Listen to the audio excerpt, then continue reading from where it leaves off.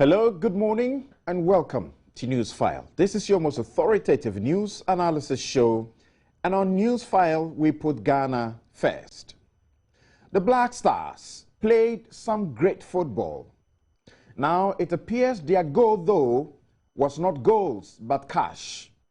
They forced an insane illegal act, endorsed even by their lawyer-led management, and I must not be heard to say, Governor of the Central Bank wouldn't rather resign if compelled by the executive to break local and international exchange control laws.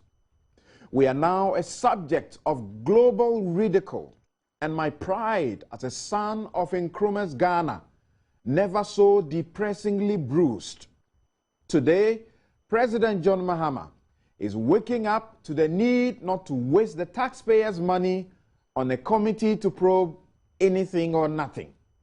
But why reassigning instead of sacking the sports ministers?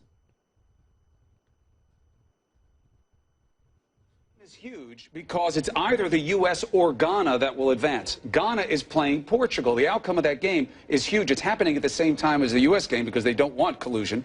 We have news about Ghana. What did you hear, Tony? Yeah, two of the starters, Kevin Prince Boateng and Sully Montari, were dismissed from the team today. What do you mean? Apparently, yeah, this is about 15 minutes ago. They were dismissed. Apparently, they had a fight in training, and the coach dismissed them. So, what? Yeah. So as much as we're paying attention to the U.S. and what they need to do to beat Germany. Part of what we're doing here and what we're going to be watching in Ghana has changed now. Things have changed. But okay, wait. The coach dismissed his own players. He knows that that's going to put his own team at a disadvantage. There's another layer of intrigue here. Supposedly there's some kind of contract issue going on as well, and there are reports that there is a plane coming to Brazil right now from Ghana with money on it to appease the players. With $3 million is the report that's out there, that they're bringing money for the Ghanaian team to obviously to win, and it's a bonus, and so maybe they were fighting over the money. I don't know. Got crazy. I mean, just to repeat what we're hearing right now, Ghana against Portugal, fundamentally important to what happens with the U.S. because Ghana versus the U.S., only one will advance. We're being told that two players from the Ghanan team have been dismissed. Maybe there's a contract dispute. Maybe there's a plane coming with money on it. I mean, as if there weren't enough reason to pay attention. Cup, right? Exactly. And people are biting each other. Yeah. But that's a good point. Is these are extra dramatics? Is this only World Cup, or is this the world of soccer? Generally, this is taken care of prior to the World Cup, and we're only worried about playing games. We're not worried about money being flown on the plane and guys fighting and a guy biting another guy and all this stuff. You know, we're worried. Well, that's so sad. And you just heard, for those of you who don't have the benefit of the television, you just heard, or you were watching the CNN. That's where Ghana took part of the ridicule. In fact, if I were in the US or elsewhere today, I wouldn't be proud wearing the shirts.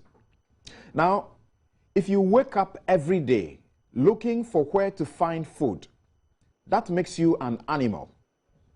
Credit goes to Al Jazeera, a friend tells me. But what are you if you wake up every day looking for petrol? The NPA can afford a monthly rental that could make them landlords. So I can understand why Moses Asaga has no difficulty telling us to get ready to pay more for fuel just after he told us to get ready to pay more for water and electricity starting 1st July. And 1st July, that's the day we start paying extra for opening and closing the doors of our banks. We'll find time to do some NPP politics and check whether or not President Kufuor had a hand in Abu Dhabi's jailing. Welcome to Newsfile. It's your most authoritative news analysis show. We'll be right back.